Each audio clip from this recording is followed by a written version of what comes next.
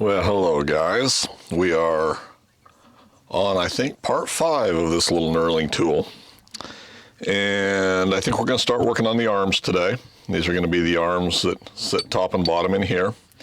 And I spent quite a bit of time looking at these, and these are probably actually one of the most difficult parts in this whole little project. And it's not that they're that hard, it's that the dimensions are a little bit convoluted, I guess, and I hadn't noticed it before. But what I ended up and did is I've just taken a piece of scrap here, and this is kind of a little drawing and a layout. I've already had this to the mill and laid out my points here.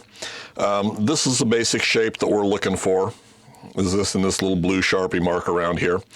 And I'm going to coordinate this off the digital readout, and that's the way I laid it out. Now, the only reason I've done it this way, and this is just a piece of scrap material that I had. I've used it to play with some engraving quite a while back that I was playing with, so on the CNC. So what I've done is I've just laid out a center drill just to mark where each of these positions is, and I'm going to use this as just to go back and check my dimensions and make sure I've got it right, because it can be a little bit kind of confusing. They've convoluted these dimensions a little bit, and I guess actually what they've done is over-constrained them to some extent. And it comes back to the way you're going to work. If you're working off of the dials on the mill, it may be fine. You know, if you're programming these into CNC stuff or laying out your dimensions in a CAD program, that may make it easier and it's just the way you work from. The main dimensions I'm going to work off of, there's actually only 2 points that I'm going to work off of, and then I'm going to run measurements from there, and they're not exactly the way it's laid out on the plan sheet. So this is going to be our front arm. This is our pivots on the back. So this will sit back in here like this. So the reason I've made it wider is this arc and this arc, their center points off of those are clear down here. They're these two. One is the inner and one is the outer. And I'll have to go back and look at the plan sheet to see which is which. But I laid out these positions just to verify that it was where it needed to be. They've done a couple of things in their measurements where off of a digital readout, why I would have done it a little bit differently. You know, we've got a radius here off of this point, but they've taken a measurement down to one of these points, and they've taken it off of this corner. So that can be a little bit arbitrary, where in a digital readout, if I've laid it out and at least taken if I'm using, and I'm going to use this hole as my primary reference point, which is kind of backwards, but this is the only consistent hole. The reason I'm doing that is this will be the 1/4 inch pinhole that the knurls will mount on themselves. So that's a constant on both of them. And then I'm going to use this upper edge as my other dimension. So we'll pin our parts here to this position here, because this is the same one all the way through. This upper mark here goes in the top arm, and it's a larger radius for the tension adjustment on it. This is a smaller 1/4 inch reamed hole down here, and it is the point for the other end of the adjustment on the lower arm. So this arm is the same, except it'll be flipped over for the lower, and it'll have this hole in it. The other dimension, otherwise I would have gone off of this hole back here, it's 2 different size holes. One of them's got a bushing in them, I believe, and one of them doesn't. And that's just the way it's laid out in the plan sheet. So this is the only consistent hole here, and if I use the back edge or the back of my vise as the other known constant, why, then I can take all my dimensions and correlate them off of this hole here. So that's the reason I'm doing it that way. It'll become a little more clear once we start laying it out, but I wanted this way and using this dimension and this dimension. Then I'll go back and I'll mount this whole assembly probably to the rotary table, and then I can just index off of these center points to cut my 2 arcs here when I get that far. So that's kind of the way it's going to lay out. I'm not going to cut the slots in these arms yet for the knurls, because I still have not received knurls. I sent off another email this morning, and I suppose I could get around and figure out the time difference, and I could call them and see if I get any response there. as of right now, Hemingway has chosen not to respond to my inquiries about where my 2 sets of knurls are from them. I'm a little bit upset about that, and I understand supply problems and everything, but all they would have to do would be to shoot me an email back saying we're still waiting on parts and maybe give me a possible update or something. Then there's no issue at all. I don't have a problem with waiting. Like I say, I understand supply problems right now. So I'm a little bit irritated that they've chosen not to return my emails. I've sent them 2 or 3 now, and there's no response whatsoever from them. So I'm less than pleased with them now after I was so pleased at the very beginning. So I'll keep you updated on that.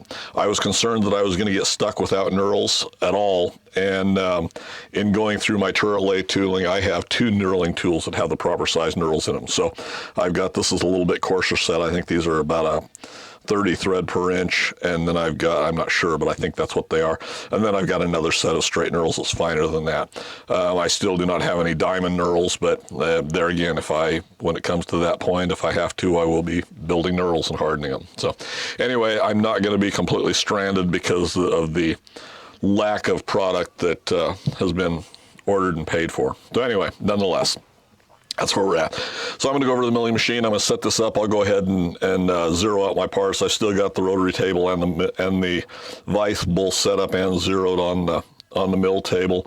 So I'm going to go in. We're going to index them. We'll lay out our positions on each one, and I'm going to do one at a time. So if I'm doing the top one first, we're going to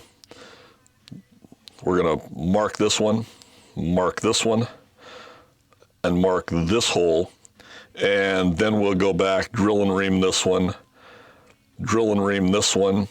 and this one will have to do a different setup, but we'll mark where it goes because this would cut out the back of the vise until I pack it out. So not that critical a dimension, I don't think. So once I get ready to do that, we'll take it out, it'll be marked, I'll index up off of the point of that, and then we can go ahead and bore it. The holes for both of these, I'm probably going to run an end mill down, plunge an end mill down through to cut out the material in the back for those. And here, this one will use our same 1/4 inch reamer that we've been reaming.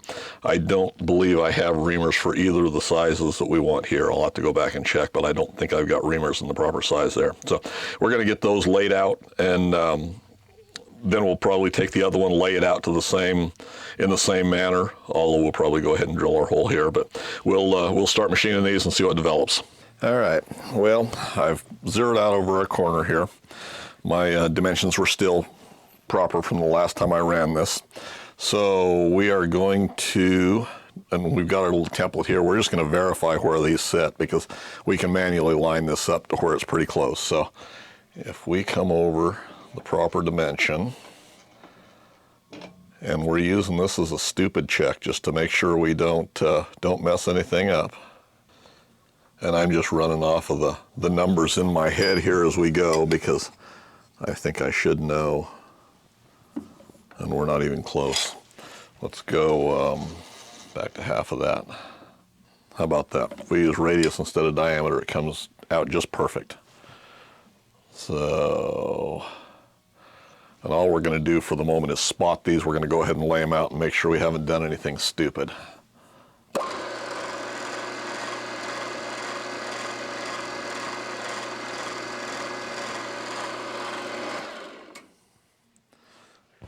And that's all we're after.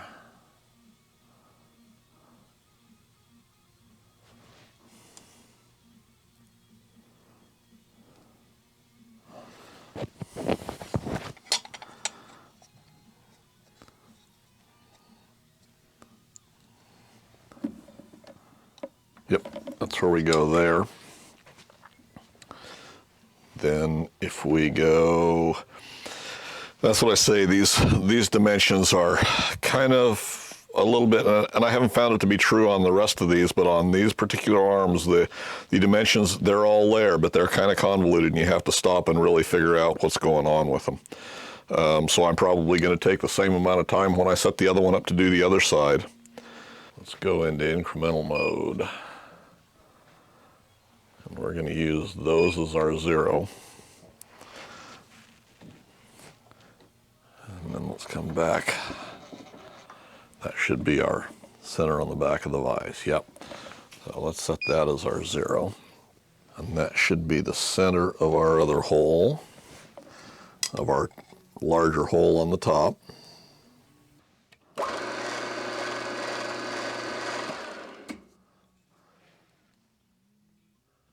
There we go. That looks right. So we're going to say that's our larger hole that we're going to bore out later on, and that matches there. Okay. So that should be our first hole that we're actually going to finish.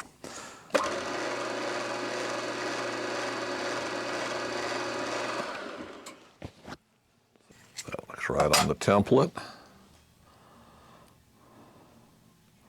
That looks right there. Okay, so there's going to be our 3 primary holes on here.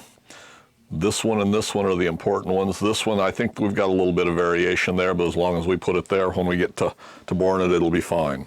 So we're going to drill and ream this one out to 1/4 inch. Let's do the same thing we've been doing. Let's start about 2 sizes down and work our way up. We'll do this one more, and then we can ream it.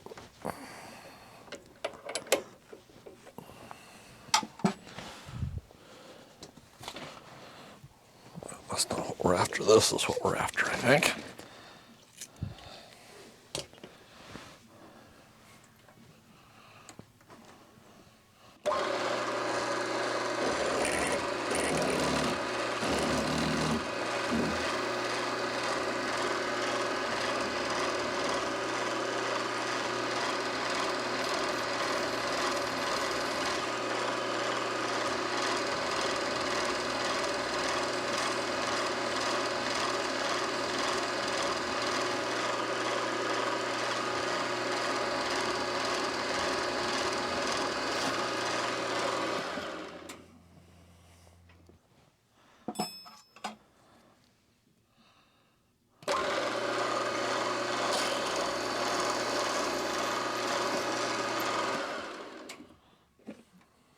And as we remember, we're going to run this reamer with water-soluble oil rather than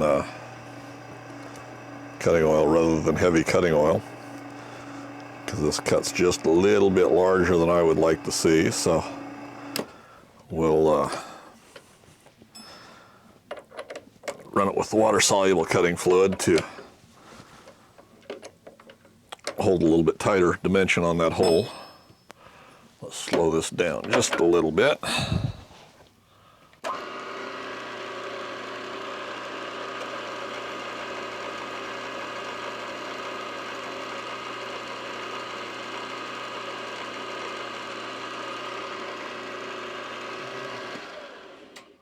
And there's our first hole. Now we have our 2 reference planes for when we go over to the rotary table.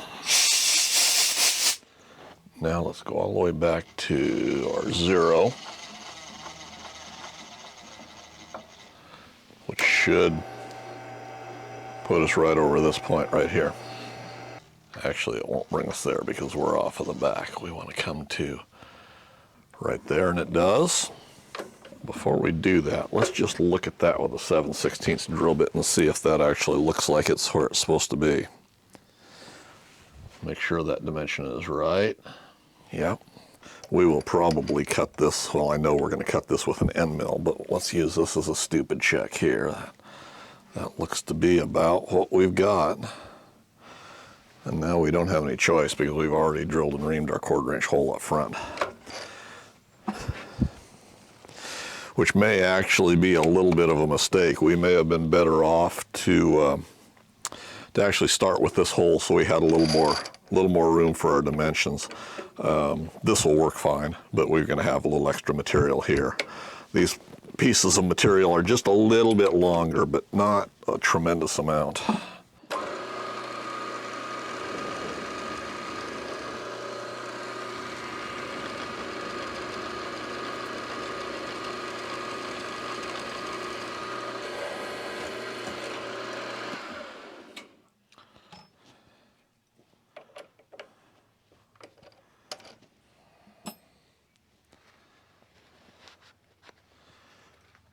Let's go just 1 under 7/16 here,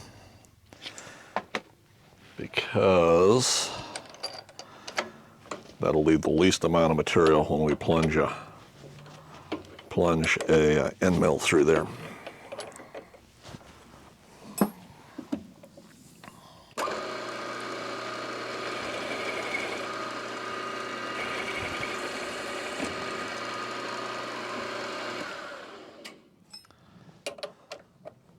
I've got a little bit longer 5/16 end mill here than I would like to have, but it happens to be the only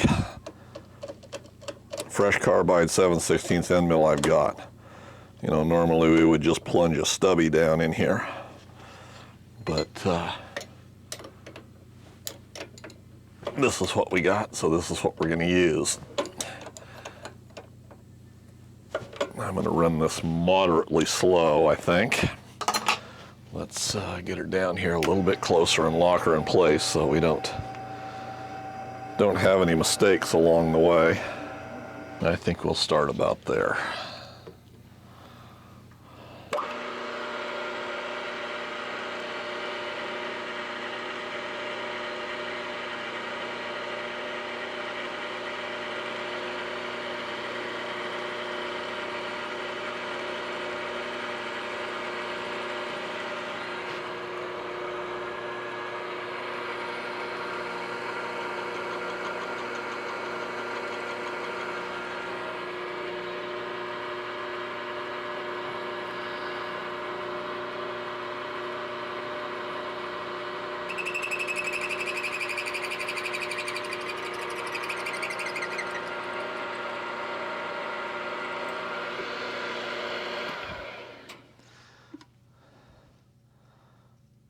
I think that looks and sounds pretty good. I think, and that's a good looking hole.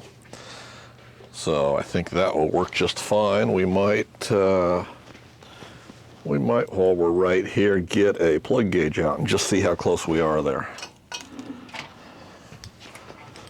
Just see what we've got.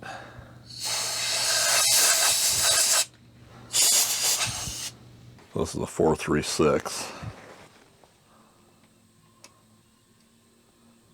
Yeah, it goes in no problem. Let's do a 437.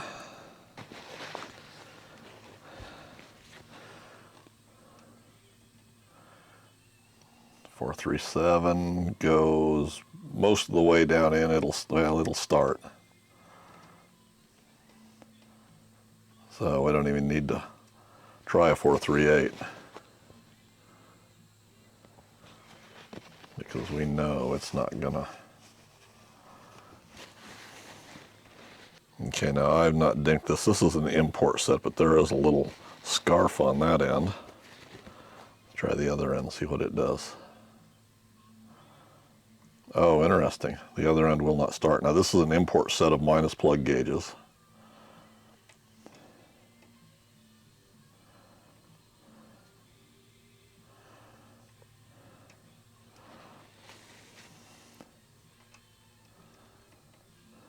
I guess they're both pretty close to the same. It'll be interesting. I feel like we get a little, yeah, it goes in a little bit farther on the one end than it does the other.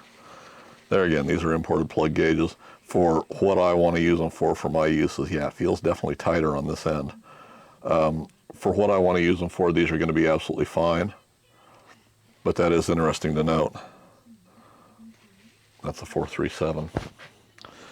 Okay, so I think next we will go ahead and, let's see, I will probably switch over and we'll do the other one. We'll get this hole, and the center hole in the other one because it won't interfere with the ends. Then we can go back and add some packing to the vise, and we can get this hole bored. We can get this radius cut, and then they'll be ready to go to the rotary table. All right, this is just quite simply a rinse and repeat for the most part of what we've done on the other side with a few little different dimensions.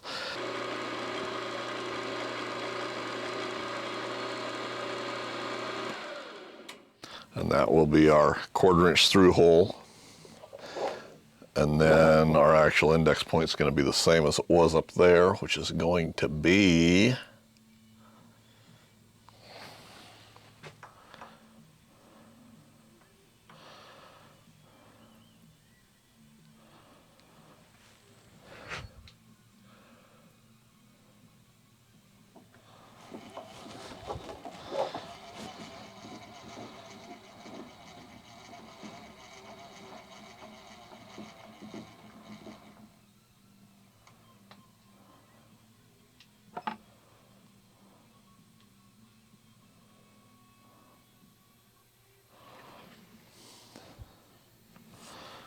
okay, so that should be our point on our end out there. And it is. So we'll start off by drilling and reaming that one 1/4 inch.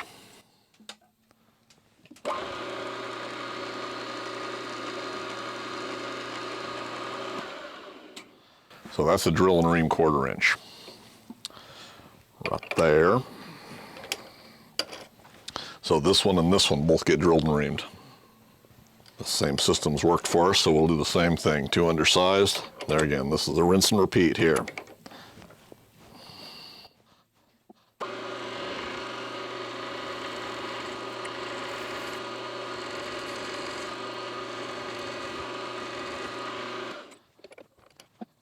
One.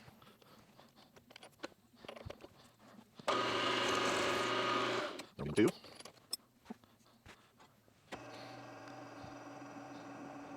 Now, one thing I will say, this is a really problem on the round mill. We'll like to run the CNC because there would not be enough quick travel to run a bit like that and then switch to a launch string like that.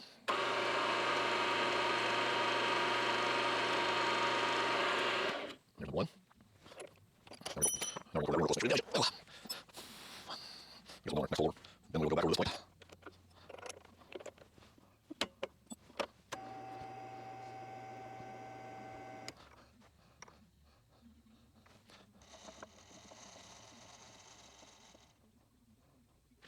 Oh, looks like it's supposed to be. How do we manage that?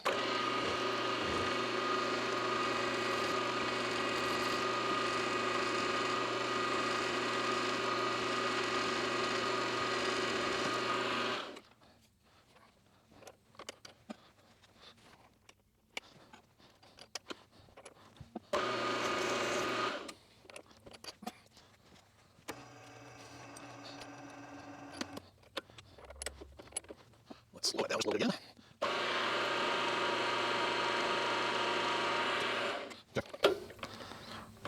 There's those two. Now I'm not checking dimensions on these because I've already got a pretty good indication of what size that hole reams. We've done it enough that we're about 251 to 252. And I think that's going to be plenty close for what we want. Now let's go on back over. And this one gets opened up to 5/16.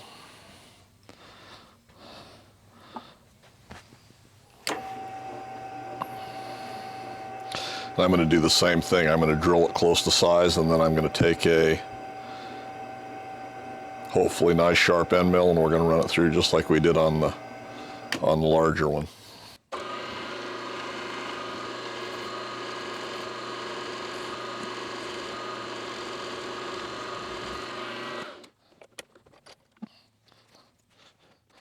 Check size here, pretty good.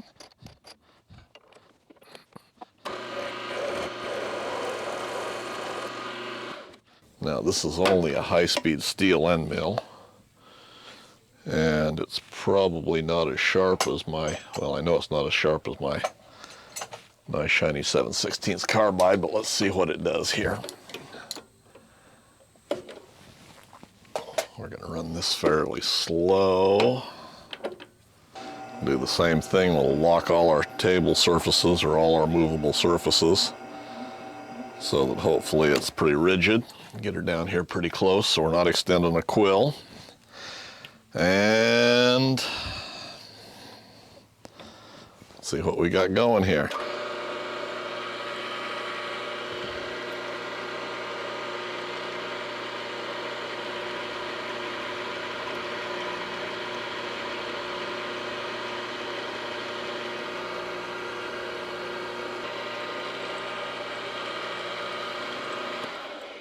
Okay, I think we'll do the same thing we did before. I think we'll clean this up and run a plug gauge in there and see what we've got. Just because I'm curious more than anything else. This should be a 5/16 hole, or something close to a 5/16 hole. 312. Well, that goes plenty of space. 313, this is going to go. Yep, that's going to go. And a 314 is going to be, I think maybe it'll go. Yeah, it'll go. So let's try a 315. Yeah, that'll go. We're not going to get a 316 in there.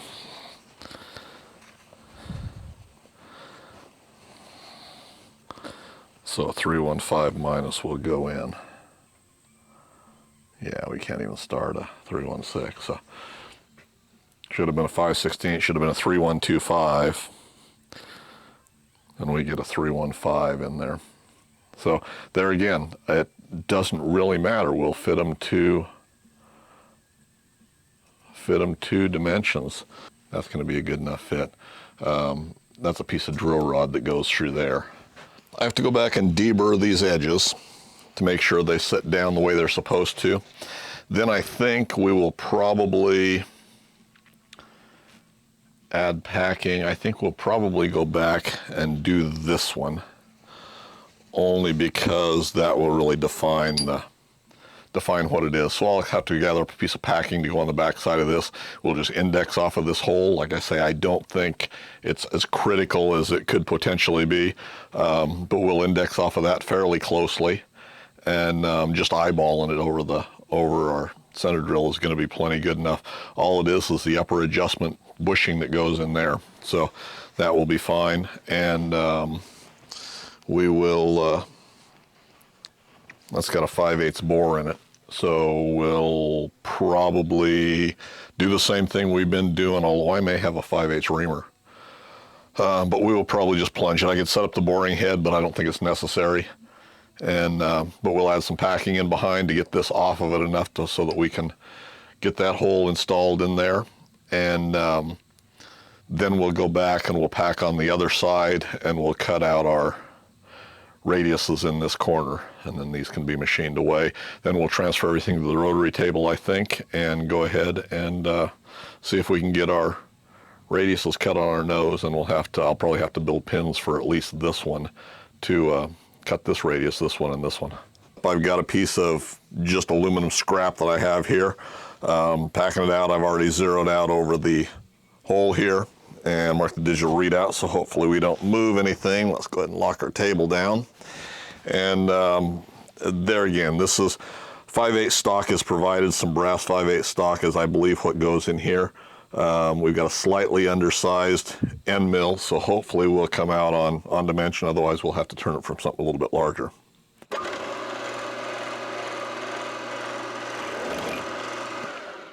Let's come down just a little bit here in speed.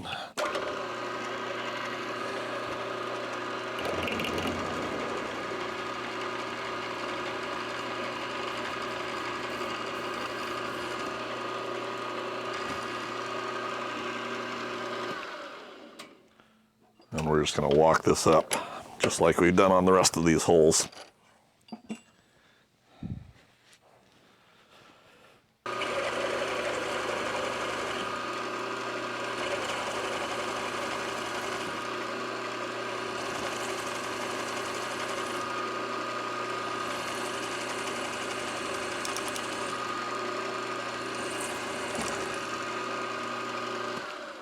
And we've already moved our parallels out of the way, and hopefully we won't hit anything, and hopefully we're clamped down tight enough to where nothing will move.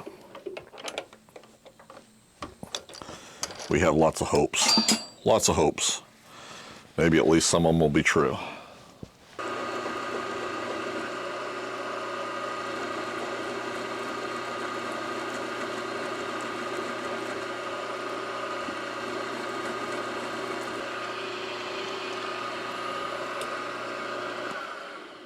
I did go back before I set these back up and deburr both sides of all of the holes in both pieces.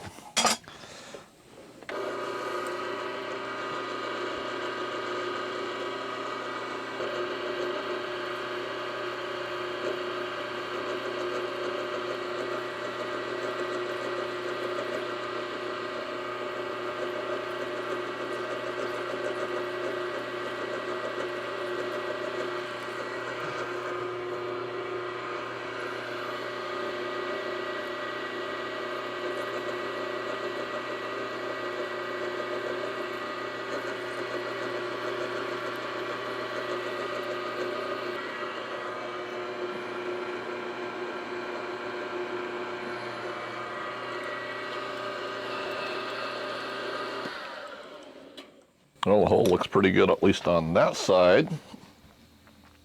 Let's get this up out of the way again. And let's grab our 5/8 round stock and find out how well that's going to fit in there, or if it's going to fit in there.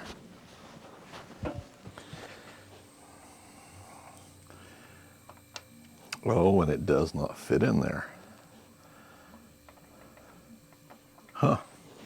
So the question now becomes, do we leave it as is, or do we try and open it up a little bit more? Because we might want to get out the boring head and bore that for a nice slip fit, although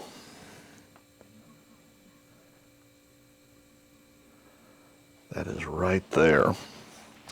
I wonder if the other end of that end mill is a little bit larger.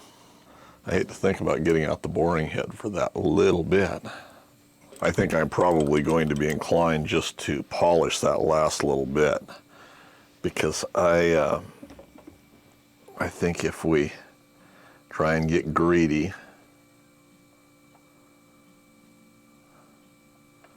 we'll probably end up being oversized with that. So I think, at least for now, which may be a bad decision, because if I take the setup out, then we're not going to get it back again. I think that end mill will have to take a trip to the quarren tool and cutter grinder. Oh, we're going to run with that. And we may have to polish the insides a little bit, hone it, something like that. But I think we can overcome any problems we've got there. Well, if it's not right, it's too late now.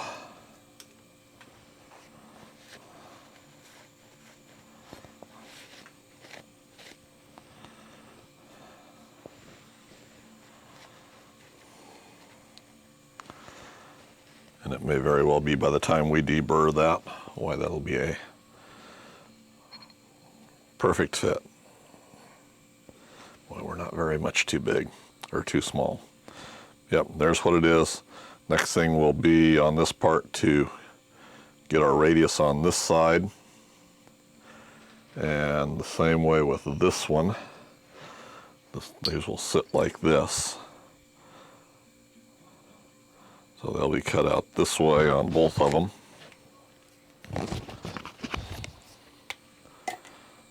So they're going to go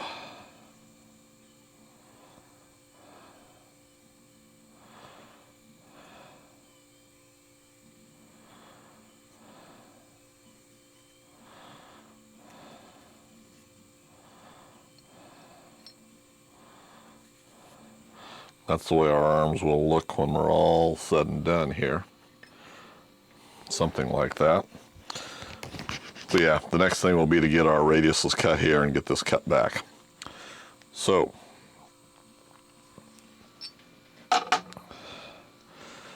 and to do that, we're going to, well, we're going to find our point from here. We'll zero out here, then we'll come back up to this, because this is where our dimension comes from here to this point. So that's what we're going to do there. And I think I'll take some measurements. I think we're just going to extend it out the end of the vise. We'll allow it to do what we want it to do.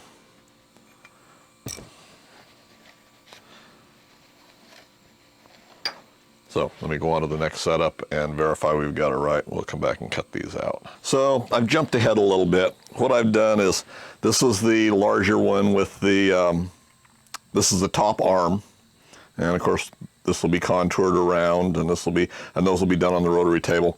This is our relief at the back. And what I did is I just plunged directly down in with a 3/4 end mill, and I made sure that I was on proper dimension or as close as I needed to be. And then I'm just going to whittle away this part. The 3/4 end mill I had was not the sharpest tool in the shed, so I just used it for a plunge. And now we're just going to go back and relieve this. Then this part's done until it goes to the rotary table, I do believe, other than a little bit of deburring.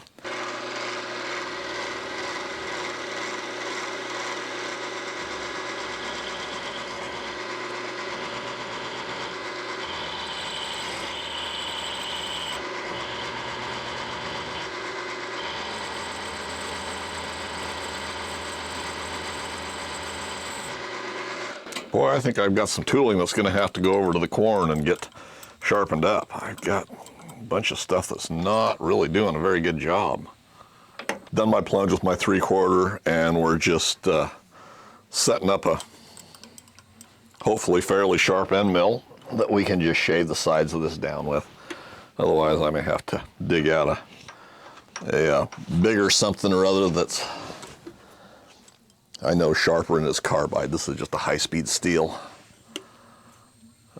Let's run it a little bit faster than that. Let's try that.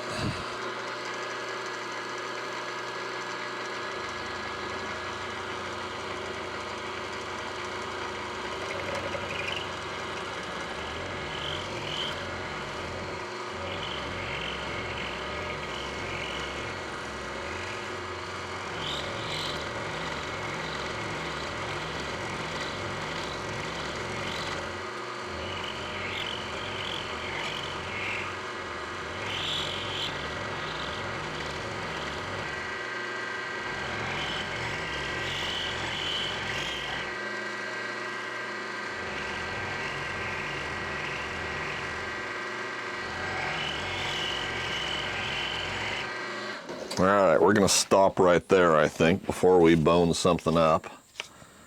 We got just a little bit of fitting to do in here. We still got a little bit. Let me get a file to deburr that with. And let's see what that looks like before we pop it out of there. I think we can still go a little bit more. Yeah, we can definitely still go a little bit more. We want to blend in here, but we want a little bit closer for our radius there.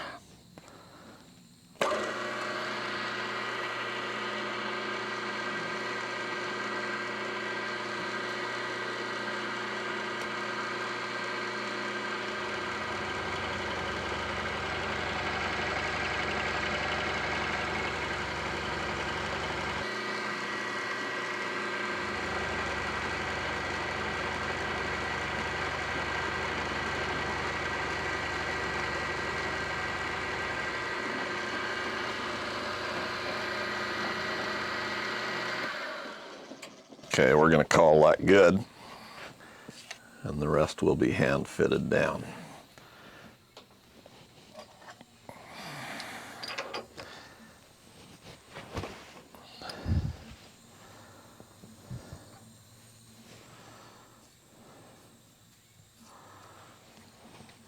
Now I'll have to go and finish deburring this, but that will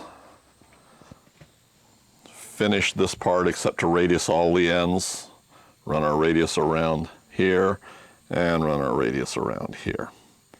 So we'll come there and up and around, and then we'll have to round this end. So all in all, I think that looks pretty good. We've got the other one to do. I'm going to wait and do that tomorrow because the day's about over here, and we've had about enough fun today with all our other little projects going on. So we'll finish these up in the morning. We'll I'll probably go ahead and cut the other one this same way. I probably won't bother to video it because it's going to be the exact same process. And then we'll go on to set up the rotary table and get the rest of this done.